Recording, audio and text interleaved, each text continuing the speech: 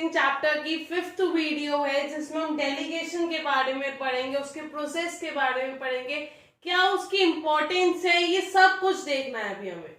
जितने भी लोगों ने पुरानी वीडियोस या पुराने चैप्टर्स मिस कर दिए हैं वो वापस चैनल पे जाए। हमने प्लेलिस्ट बहुत ही क्रोनोलॉजिकल ऑर्डर में बना रखी है, बिना किसी परेशानी के आप आराम से देख सकते हैं। और जितने भी नए लोग हैं जिन्होंने अभी तक मेरा चैनल सब्सक्राइब नहीं किया है वो अभी मेरा चैनल सब्सक्राइब करो, जिससे कि आप कोई भी लेटेस्ट वीडियो मिस नहीं करेंगे।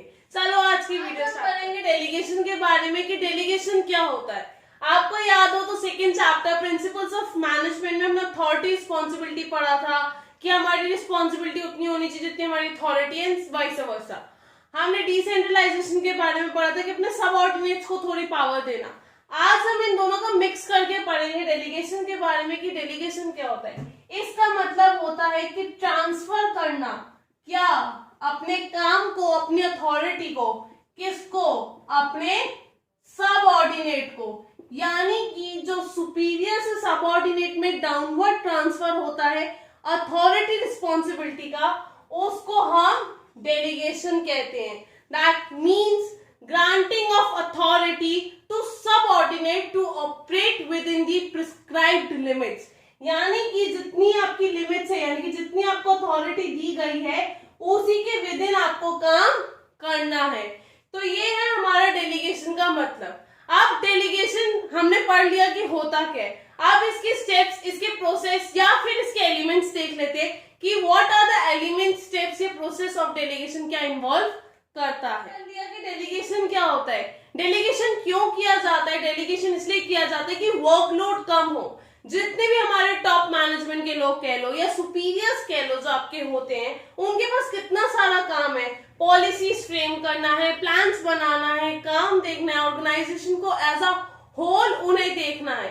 तो हर काम अगर वो हर छोटी छोटी चीजों के लिए अकाउंटेंट रखने लग जाएंगे या हर ऐसी छोटी छोटी चीजों के बारे में सोचने लग जाएंगे, उन पे काम करना शुरू कर देंगे, तो सारे काम नहीं कर सकते, ना ही एफिशिएंटली ना इफेक्टिवली। मान लो आप एक ही दिन अकाउंट्स, बिजनेस, इको सब पढ़ने लग जाओ, मैथ्स, मतलब आधा घंटा ये, आधा घंटा, आधा घंटा ये, आधा घंटा, तो आप भी कंफ्यूज हो जाओगे, भाई मैं क्या करूं, पढ़ूं क्या, कैसे कर पढ़ूं।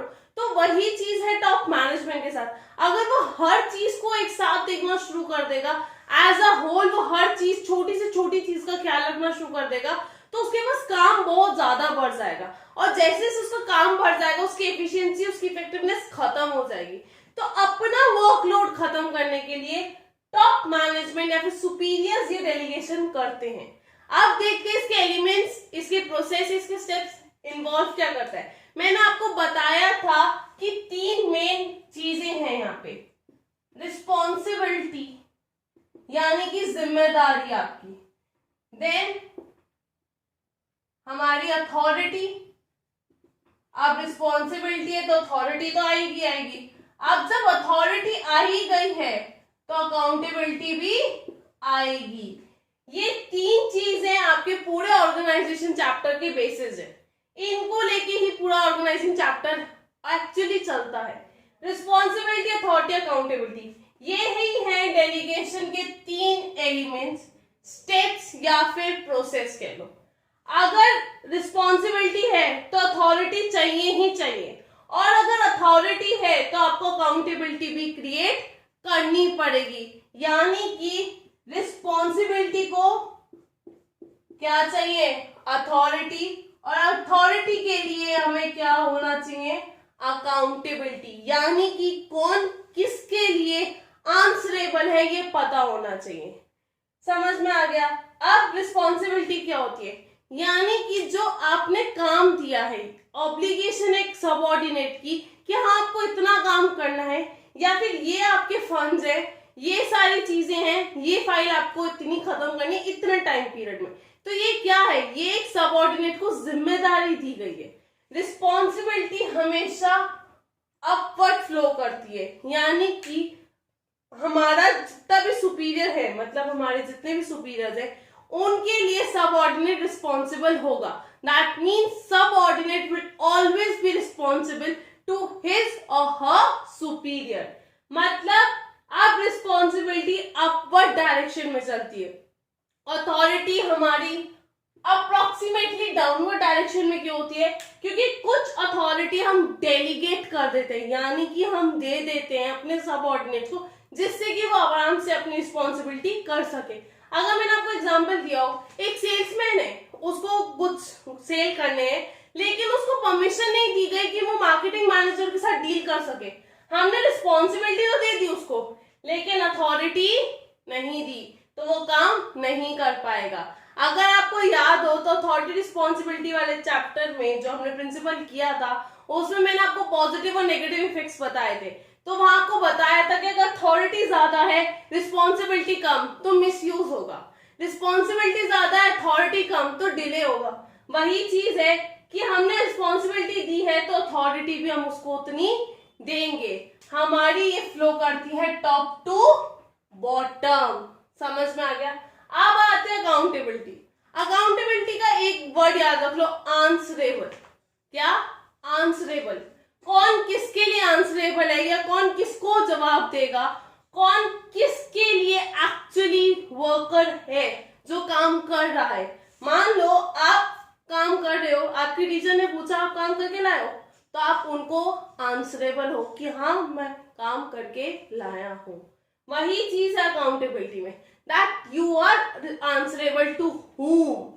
आपका सुपीरियर या आपका टॉप मैनेजमेंट कौन है, आपका बॉस कौन है, आप किसके लिए आंसरेबल हो। एट द एंड कंक्लूजन क्या निकलता है? रिस्पॉन्सिबिलिटी को अथॉरिटी की जरूरत है, और जहां अथॉरिटी है वहां अकाउंटेबिलिटी क्रिएट करना कंपलसरी हो जाता है। समझ में आ गया? अब एक बार डिफरेंस देख लेते हैं इन तीनों का। क्या डिफरेंस होता है रिस्पॉन्सिबिलिटी, अथॉरिटी और अकाउंटेबिलिटी में? ये बेसिस है मीनिंग, ओरिजिन, फ्लो और डेलीगेशन। मीनिंग का मतलब कि क्या होती हैं ये चीजें। पहली बात, ये ऑब्लिगेशन होती है कि आपको जिम्मेदारी दी जाती है कि भाई आपको ये काम करना है। Obligation to perform an assigned task. फिर अथॉरिटी क्या होती है? अथॉरिटी का मतलब कि आपके पास राइट आ जाता है किस चीज का? To command. आप अपने से नीचे वाले सबऑर्डिनेट्स को अब कमांड करने की पोजीशन पे हो, आप अपना काम कैसे करवाना चाहते हो, you have the authority for that. फिर आता है अकाउंटेबिलिटी, दैट मीन्स आंसरेबिलिटी। मतलब आपने जो काम किया है उसके लिए आप आंसरेबल होते हो। देन ओरिजिन, मतलब कि शुरू कहां से होता है? रिस्पॉन्सिबिलिटी कहां से शुरू होती है? ऑब्वियसली बात है, डेलीगेटेड पोजीशन से। आपको काम दिया गया है तभी तो आप काम कर पाओगे, तो कहां से शुरू होती है? डेलीगेटेड पोजीशन से। अथॉरिटी कैसे मिलती है?